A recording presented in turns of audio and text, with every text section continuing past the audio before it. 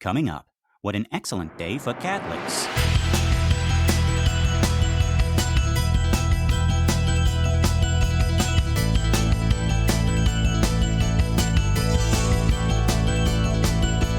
Well, howdy folks, and welcome to Minute 19 of The Exorcist Minute, a show where we endeavor to examine, extrapolate, and excavate The Exorcist minute by terrifying minute. My name is Lester Clark. And I'm Keenan Diaz. And we'll be your holy guides on this journey through what some have called the scariest movie of all time. So, our minute begins with our gloomy priest, played by Jason Miller, standing alone on that subway platform. And it ends with him standing alone in the darkened hallway of a dingy apartment building. And we can finally reveal this character here. This is Father Damien Karras, played, as we heard in the previous minute, by actor, playwright Jason Miller. I also said in the previous minute that I think he is my favorite character. There is so much depth to him in the book and the movie, and I think he definitely personifies those 6 themes we mentioned before. Speaking of which, I want to read for you how Blatty introduces him because I think it is so well done. Okay, here we go. A reading from the Book of Blatty. Chapter 2. He stood at the edge of a lonely subway platform, listening for the rumble of a train that would still the ache that was always with him, like his pulse, heard only in silence. He shifted his bag to the other hand and stared down the tunnel. Points of light, they stretched into dark like guides to hopelessness. A cough. He glanced to his left. The gray, stubbled derelict, numb on the ground in a pool of his own urine, was sitting up. With yellowed eyes, he stared at the priest with the chipped, sad face. The priest looked away.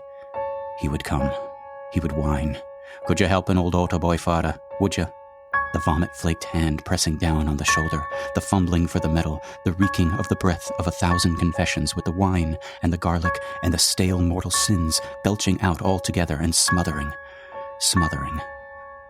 The priest heard the derelict rising. "Don't come." Heard a step. "Oh, my God, let me be." "Hiya, Father." He winced, sagged, couldn't turn.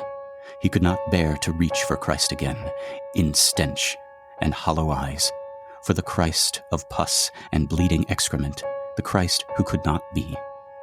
In absent gesture, he felt at his sleeve, as if for an unseen band of mourning. He dimly remembered another Christ. "Hey, Father!" The hum of an incoming train. Then, sounds of stumbling. He looked to the tramp. He was staggering, fainting. With a blind, sudden rush, the priest was to him, caught him, dragged him to the bench against the wall. "I'm a Catholic," the derelict mumbled. "I'm Catholic."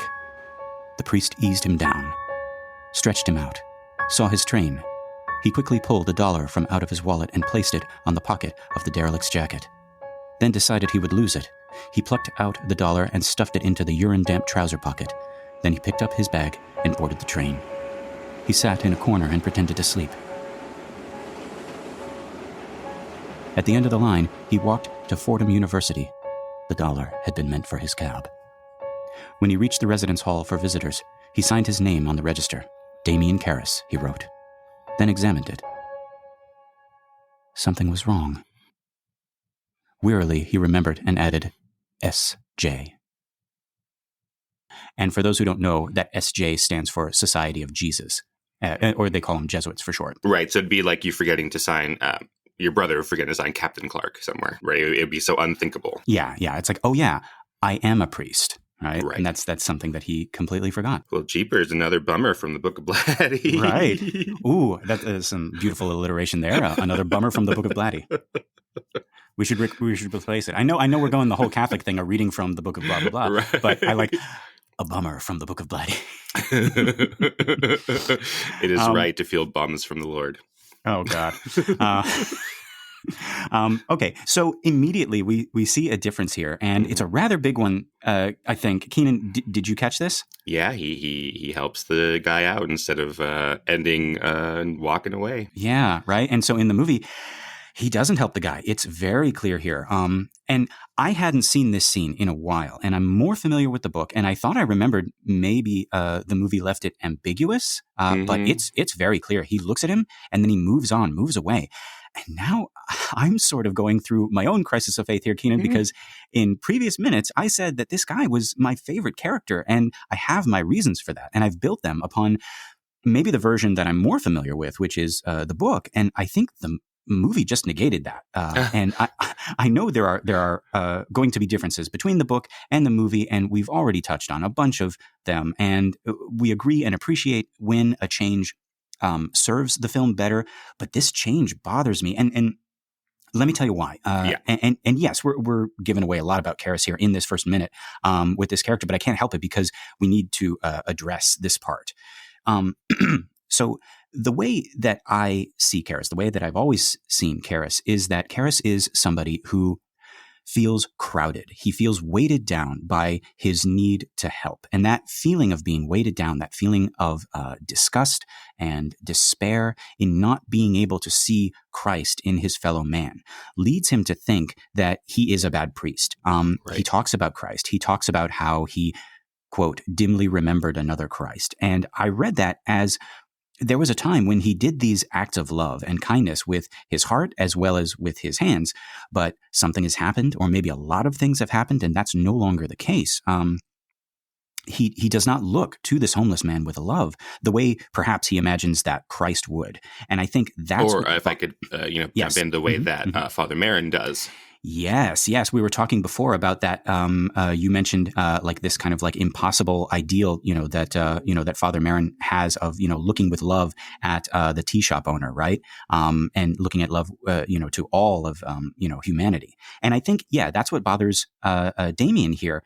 He's like, why don't I feel anything when I look at this guy? Christ would feel something. And I remember a time that I could have felt something too. So why not anymore? And I think in his mind, there are two conclusions that he draws from this. One, he's a bad priest. He's not worthy. Mm-hmm. He can't even look with love on his fellow human being. All he sees is the vomit and the filth. And that's not what Christ would see. That's not what Christ would feel. Christ would hold him close. Christ would embrace him. Christ would not even notice the smell. And because he cannot do that, he is not a good disciple of Christ. He's a bad priest and a bad person for feeling the things that he feels. Mm-hmm. And then he forgets that he's a priest, right? It makes him right. He's like, am I really a priest? Can I use that sobriquet if I can? If I can't do the things that I'm supposed to do. Precisely. And to your point, Keenan, you mentioned Father Marin. I find it very interesting, right? Karras finds it difficult to love this man, right? Where have we heard that before? All the way back at the beginning, mm-hmm. Father Marin sees a guy with glaucoma, and he reflects that, quote, once he could not have loved this man. Right. So Karras is where Marin was once upon a time. Even as Karras helps this person, even as he helps Chris later, even as he tends to his mother, as he tends to Reagan, he has these doubts about his own goodness. So that's the first conclusion I think he draws. We're going to introduce. Sorry, I'm sort of trying not to jump ahead, but we're going to introduce pretty soon that Father Karras is Greek. Yes. And then it makes me think of, The Last Temptation of Christ, for instance, which is a book by a Greek novelist named Nikos Kanastakis. And that book and the movie, I know the movie. I'm going to pretend that I've read the book if I just say, no, I've seen the movie and I've read about the book. But this is, Martin Scorsese's version of the movie, which shows the humanity of Christ. A lot of people really don't like this book. They really don't like the movie. It was criticized, often banned. There were protests about it. But essentially, we give these moments like Father Karras has here to Christ, wondering, am I a bad Christ, effectively, right? By, what it's like to be mobbed by people, what it's like to have moments of weakness.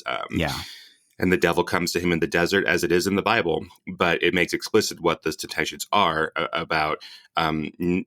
One of the last temptation, to give the spoiler, is that the devil tempts him. Spoiler for the Bible, guys. Right, but this is actually an ad. So the last temptation is when Christ is on the cross, and the devil tempts him with the idea that he doesn't have to be Christ anymore, and that's where the majority of the claims of sacrilege come out.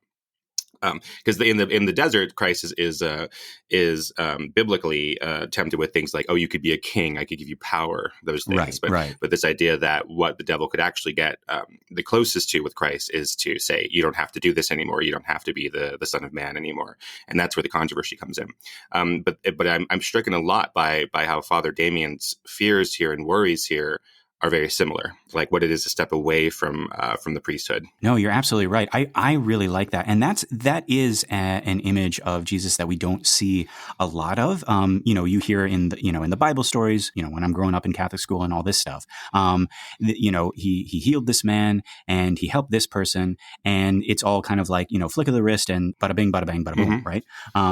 And the only depiction that I can think of that kind of comes close to like what you're talking about, Keenan, in addition to, the last temptation of Christ, is there was a scene in Jesus Christ Superstar, among all things, where like they're all kind of like crowding around him, and he says, there's just give me a second. There's too many of you. There's too little of me. This is hard. This is like, it is a burden, and we forget that. I think one of the lesser remembered things about this story is, by God turning himself into a man, according to this religion, like he takes on all of the human frailties and all of, Jesus gets tired. Jesus gets, angry. He gets frustrated. He's exhausted sometimes. And that's something that he has to deal with.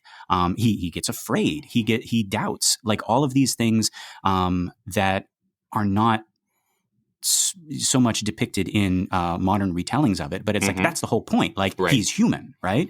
And I really like how Karras does embody these, and I do like how like there are some select retellings of those last days of Jesus that kind of like hone in on that and show us it's like this is how we can identify with him is this frailty, this doubt, this fear, this frustration, all of that stuff. And yes, what a temptation to forget being a king, forget money and power and all that stuff, right?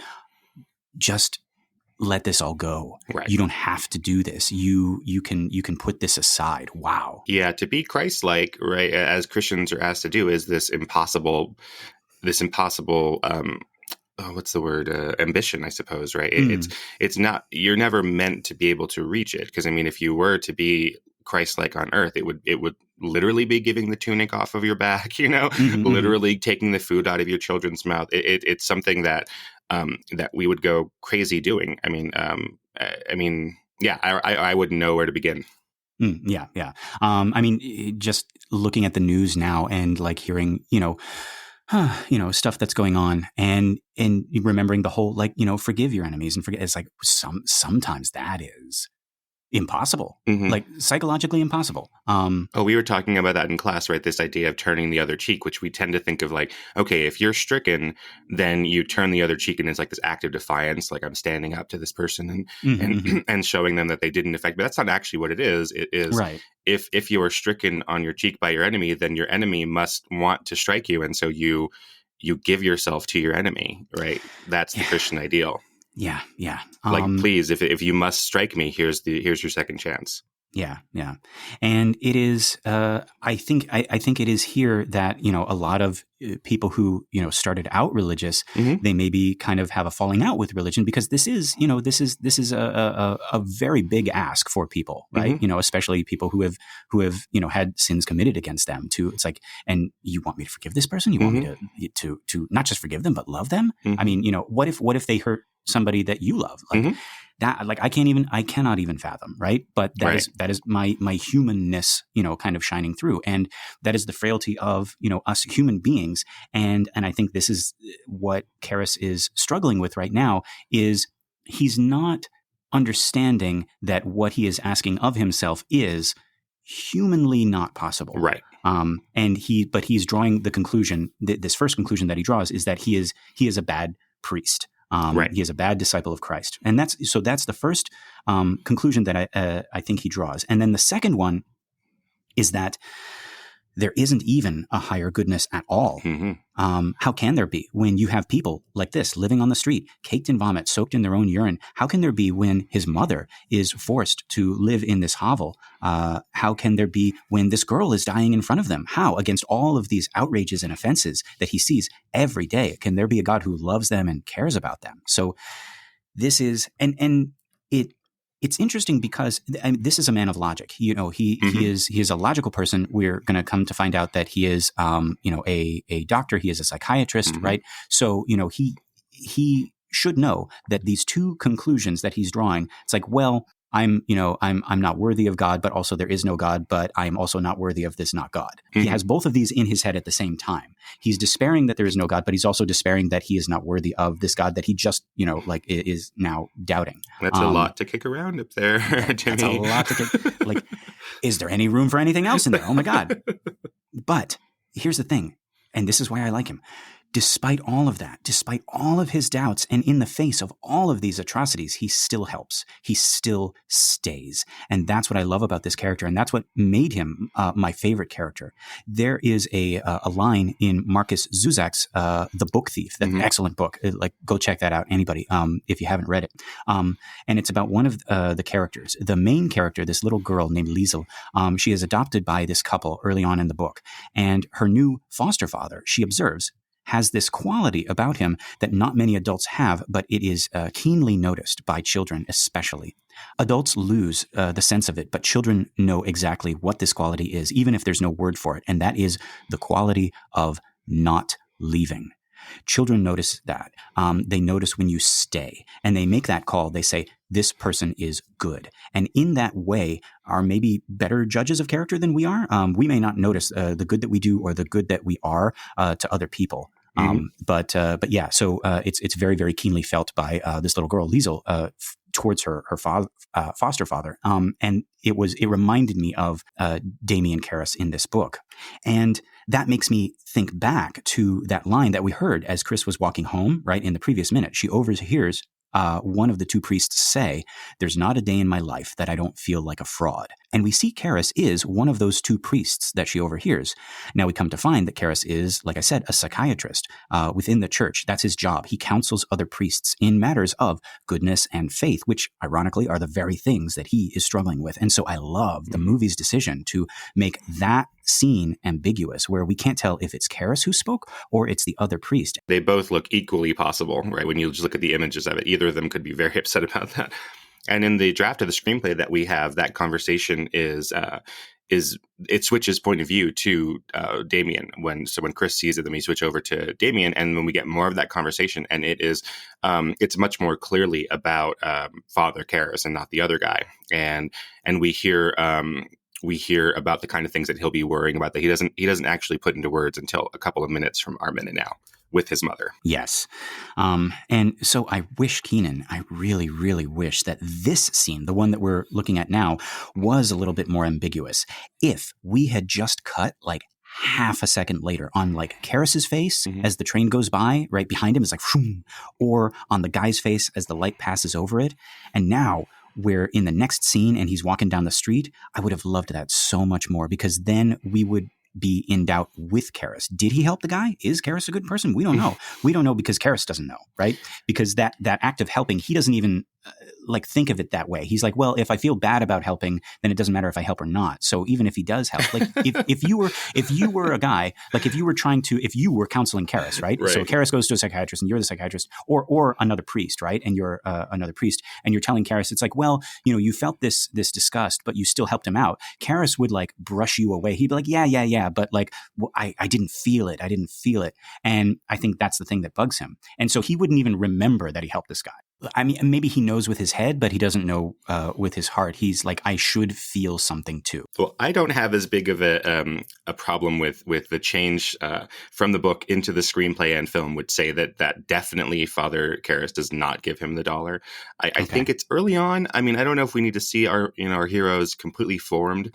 I think this is something that will add to the haunting of him, right? We're going to have this small relationship here, the bigger relationship with his mother, and these are things he has to atone for by the end of the film. Okay. All right. I can take it that way. Yeah, because I know like Karras isn't like this shining perfect, character, but the book version, which is fine. I'm not quite in it where I'm comparing the quality of the book and the film. I know this is a really important book to you, so I get why you'd want to do that, or other people wouldn't do that. But this idea of giving our hero this moment where he does something good, he goes out of his way to do something good. Later on, a very famous screenwriting book that a lot of screenwriting students use, and it's called Save the Cat. Do you know that one? Yes. Mm-hmm. Yeah, by Blake Snyder. He's a screenwriter. It's one of the few screenwriting books that is written by someone who made a living selling screenplays, which is, so some people criticize Blake Snyder because it's very simplistic. It doesn't really talk a lot about artistry. It really is like, here's the nuts and bolts of how to do this. And it's the kind of things producers and executives will want you to do. And it's a favorite book of producers and executives and not necessarily of screenwriters. But the idea is like, yeah, save the cat, have your hero at the very beginning, do something heroic, have your villain at the very beginning to do something villainous, to establish that. And it gives us all this sort of leeway for the next 45 minutes. They could be ambiguous, or they could even be kind of a jerk if at the beginning they pull the cat out of the tree that they don't need to. So, giving Damien this idea that he's giving away his last dollar, like literally his last dollar out of the pocket, that might prepare you in the book for the conversations, the very difficult conversations he's going to have with his mother next. Interesting. Okay, that's a new perspective. Thank you for sharing that, Keenan. And yeah, everybody check out Save the Cat. It's a very good book. Okay, so we also got to talk about this guy who says, could you help an old altar boy, father? Keenan, do you know about this guy, this actor, I mean? No, not really. Okay, so this is Vinnie Russel. He was found in Manhattan by casting director Louis DeGuimo. Am I saying this right? Louis DeGuimo? Yeah, it looks right, yeah. Yeah, okay. Who wanted an authentic New York barfly.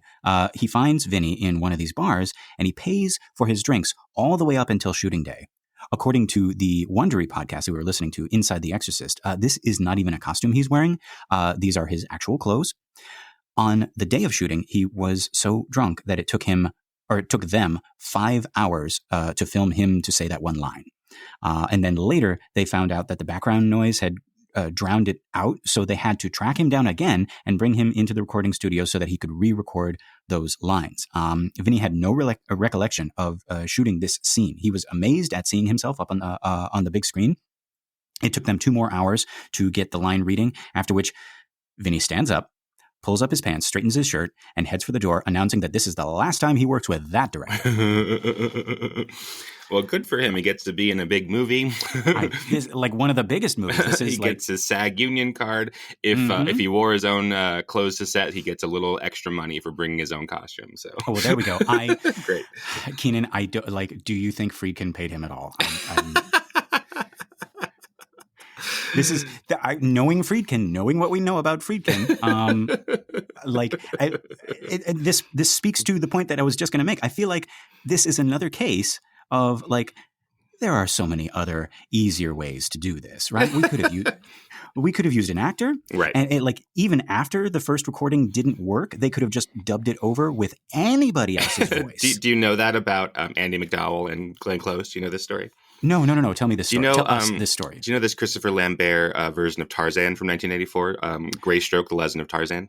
I haven't seen it, but I've heard of it. It's not very good. Some people like it, so I don't want to. Oh God, don't send me emails. I don't care for it, but some people really like it. But Andie MacDowell is a young Andie MacDowell. She's really beautiful in it. So she's Jane, and at that point she couldn't perform without her Southern accent sneaking in. So she's playing Jane, and she has her her beautiful Andie MacDowell accent, but she doesn't know how to turn it on and off yet. So she's the main character of the movie. You're right, it's Tarzan and Jane, and they redub her entire performance with Glenn Close. Oh my God! Because otherwise they would ruin the movie, right, with this Southern belle. Me Tarzan, you Jane, or that's not. That's not right. Yeah. Wait, that's Tarzan's line. Guys, we overdubbed the wrong person. Oh no, Glenn Close, go back.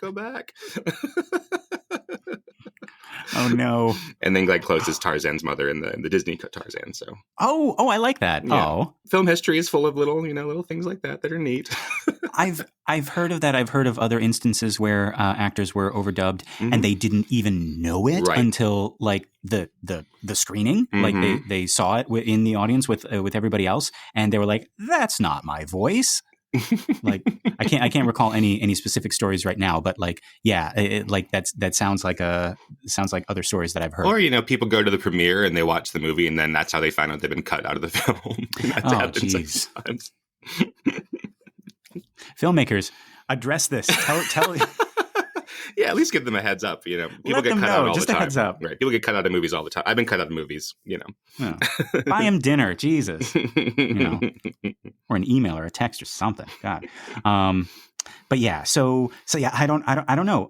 This is his only role. I checked, and the only other thing that he's in on IMDb is like this history of horror thing, which I assume is, you know, talking about his role in this film. Right.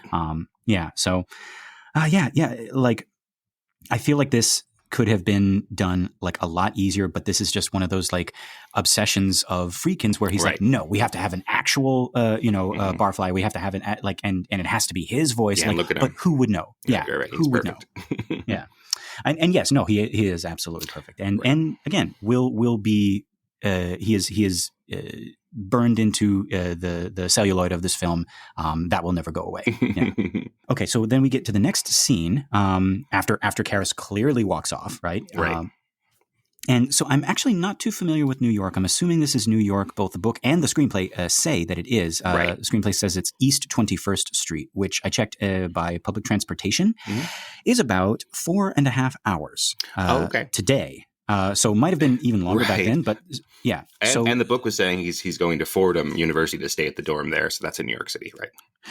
Right. So he's traveling 4.5 hours to New York to visit this neighborhood that's not very nice. And they go out of their way to show us that with the kids jumping on the car and such. And he walks down this street, down this sidewalk lined with trash cans, down this row of apartment buildings. And each one looks like worse than the last. And all the while he is sucking on this cigarette like his life depends on it. He's got this look of like focus and determination. He is looking straight ahead. He's heading somewhere. And we find out that where he's heading is this last apartment building.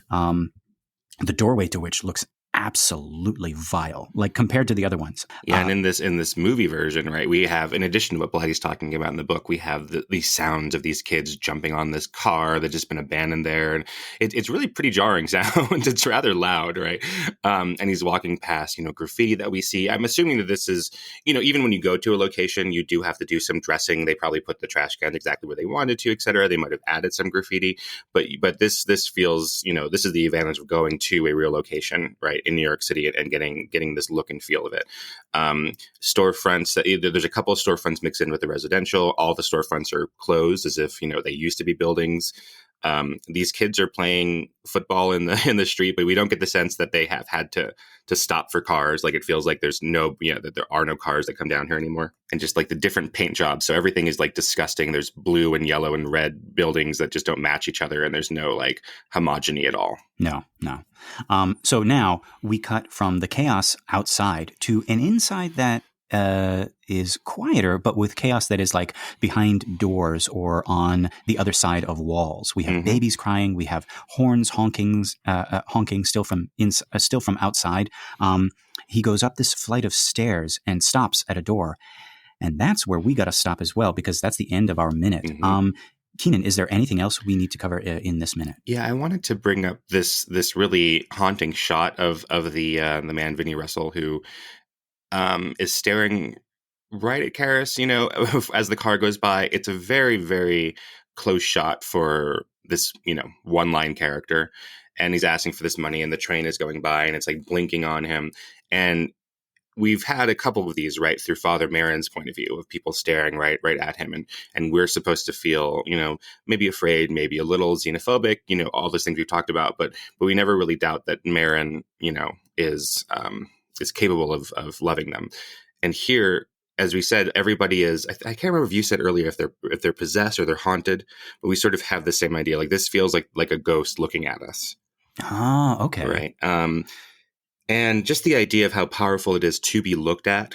So this movie has been laying this groundwork for some time, and just what it is to be looked at by someone who you don't want to be looked at by, and just how scary that can be. And Karras is going to go through that. Obviously, Chris is going to go through that. But even before Father Karras meets the demon, right, we have that problem too. Like people staring, like you. What are you going to do? Interesting. Wow. Oh man, that's a whole nother level to the thing that I was talking about. Yeah, everybody being possessed, everybody being haunted by something. And it's strange to think like you wouldn't expect it in a movie like The Exorcist. That what they're haunted by is humanity. Right. Exactly. Yeah. Wow. Oh dang. Oh, thank you, Keenan. That is really awesome. And folks, before we say goodbye, what a momentous occasion. We just got a message from one of our listeners. This is really, really exciting. And if you want to write in with thoughts, suggestions, commentary, corrections, please feel free. theexorcistminute@gmail.com. That's all one word. All right, let's get down to this letter. So this is from Michael Poteet. I hope I'm pronouncing that right. It could be Potate, right? Poteet. And he says, loving your Exorcist podcast. He says, hi, Lester and Keenan. I just watched The Exorcist for the first time at a local theater this week. What? Oh, that's so fun. I'm very jelly, as the kids say. Mm-hmm. As part of a cinema seminar. Oh my gosh, I almost stumbled all over that. Cinema. See, we got cinema seminar. My God. Event. And looking for more information about it, I found your excellent podcast. Oh, I'm especially glad to have found it when I did, because I'm not that far behind. Listening to minute 5 right now. Oh my God, Keenan, they're catching up. we have to put out more content. We gotta make more content. I really appreciate the level of detail you're bringing out about the film. For example, I am so glad you pointed out the first spoken words in the film are "God is the greatest" in the Muslim call to prayer. I hadn't thought about it, but the fact that those words are the film's thesis statement, so to speak, reinforces my sense that this is a profoundly religious, if not altogether conventionally so, movie. Speaking of things religious, let me push my glasses up the bridge of my nose. Oh, very good. But this is the best kind of reader for our show, I think. He is one of us. So responding to Max von Sydow playing Jesus, in your minute 3 episode, you got the year he played Jesus right. Oh my God. This has been, I knew I got this wrong, and this has been bothering me. He was not You thought you were going to get away with it. He was not in The King of Kings. That's the 1920s version. He was in The Greatest Story Ever Told. And that is what our friend Mike writes here. Oh, goodness. I think it was actually good that I didn't read this to you first. No. I did not have anything else to. But that's a kind of thing that I sleep. I'm heading to sleep, and like, as Mike Myers says, I cry myself to sleep in my giant pillow, thinking about the mistakes that I made. Yes. And Captain Howdy's just like, hey. Remember how you messed up that movie title? Oh, I remember. People are going to remember it. People are unsubscribing from the show. Oh, but yeah. So to go back to Mike's letter. So he says exactly as you said, right? Max played Christ in 1965 is the greatest story ever told. But in 1961's King of Kings, Christ was played by Jeffrey Hunter. Jeffrey Hunter, who's the original Captain Pike on Star Trek. Best known to Star Trek fans like me. Did I write this letter? Did I have like an Ambien mix-up and write this correction in a fugue state? Keenan, let's let this guy talk. Sorry. Keenan is so ready to admit his mistake. So yeah, best known to Star Trek fans like me as the first captain of the Enterprise we ever saw, Captain Christopher Pike. That's right. But then, okay, so Mike continues. He says, I am curious, why was it that the non-standard opening credits in The Godfather and The Exorcist didn't provoke a feud with the Directors Guild, but Star Wars' non-standard credits did? Yeah, that was a question that I had myself, because we had, we've talked about that, about how Star Wars starts this debate and George Lucas leaves the DGA over it. But yeah, I'm not sure why that was. I have also heard that it's because the end credits for Star Wars were particularly long, that he wanted everyone who worked on the film to get credit. So I think it's both of those things combined. But I would love to know more about that if anyone has it. So to answer your question, Mike, we don't know. Yes. So anybody else who wants to join in on this conversation with me, Keenan, and now Mike, please, you can be cool like Mike, and you can engage with us. But Mike continues. He says, I admire anyone who has the discipline to scrutinize movies minute by minute. I had an idea. I'd blog about Star Trek 2 4 minutes at a time earlier this year, but abandoned the project. And then he's for now. Oh, good. Only 8 minutes in. Well, no, I was going to say, Mike, keep doing it. Yeah, keep going. That's the thing. Yeah, I'm glad he's saying for now. That he's going to come back to it. So he says, keep up the great podcast. I'm coming to this cinema classic late, but glad you have your podcast bringing me up to speed. And then I reached out out to him, and I wanted to see what this blog was, right? So he says, as for my blog, it's very sporadic, and I may not keep it, but you could mention my Twitter handle is BiblioMike. It's one word, BiblioMike, and I'm the contributor to Red Shirts Always Die, a Star Trek blog, but not mine alone. So everyone go check that out. BiblioMike on Twitter. Ooh, Twitter is... does Twitter exist by the time that we that we air this? I'm not sure. Okay, so by the time we put this out, if Twitter is still around, then check out BiblioMike. And Red Shirts Always Die is the Star Trek blog, so check that out. That's really great, Mike. As our first person to send us a message through your Ouija board, we are forever indebted to you, and I really, really hope that you get your blog back in. I've been really struck by how much we're getting out of these close readings of The Exorcist. Yes, there is stuff that even we're kind of like seeing for the first time, even though like we've both seen this movie, many times, right? And I've read the book and just like as we're talking about it, it's like, oh, I didn't even think about that, right? And I can't believe you got to see it recently. Like, I know people who see movies later, read books, like there's always this pressure and like this apology. And I have film students, so I just had someone apologize for not having seen Moonlight earlier. It's like, oh, I just saw Moonlight. And I know it's so wrong. It's so great whenever you're picking up something at any time in your life. Those screenings where they show The Exorcist or something like that, or The Shining in movie theaters around Halloween, and you get to bring people who have never seen it before. Those are some of the most fun movie going experiences I've ever had, showing something like that, or a Hitchcock movie to new audiences. So cool. Yes. I wish I was there. Oh man, yeah, both of us. So you have had an experience, Mike, that we have not yet. I'm the moment I find out that The Exorcist is in theaters again, I'm running to that theater. But yes, thank you so much, Mike. And again, guys, if you want to be like Mike and send us messages, if you'd like to leave us a message, we'll be sure that. Well, I guess we get it. Realizing as I was saying it, that kind of doesn't work. Right? Whatever. Well, thank you again, Mike, or me from the future, whoever wrote this email. I'm sorry that I got so I'm so upset that I was the one who was corrected first and not you. I love you, Lester.